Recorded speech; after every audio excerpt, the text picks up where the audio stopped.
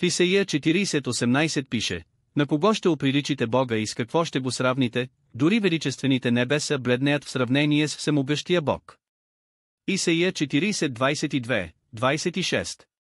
Но има интелигентни създания, които виждат Бога и дори могат да разговарят с Него, тъй като те също са духовни личности и живеят в духовната област.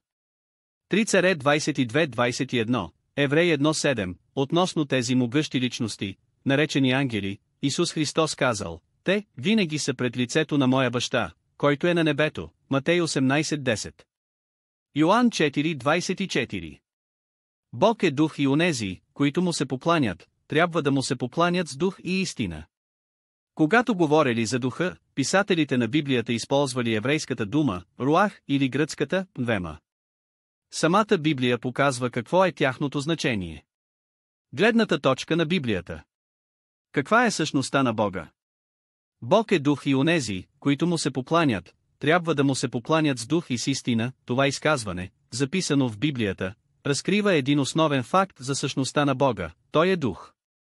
Йоан 4:1-9-2-4. Въпреки това в Библията Бог е описан като личност, чието име е Йехова. Псалм 83:18. Някои хора, които четат Библията, се чувстват объркани по отношение на истината за същността на Бога. Те се питат защо след като в Библията се говори за Бога като за невидим дух, на много места в нея се казва, че Той има очи, уши, нос, сърце, ръце, пръсти и крака, други може да смятат, че Бог има човешко тяло заради записаното в Библията, че човекът е създаден според образа на Бога. Едно по-внимателно разглеждане на онова, което се казва в Библията обаче, премахва всякакво объркване. Битие 1:26.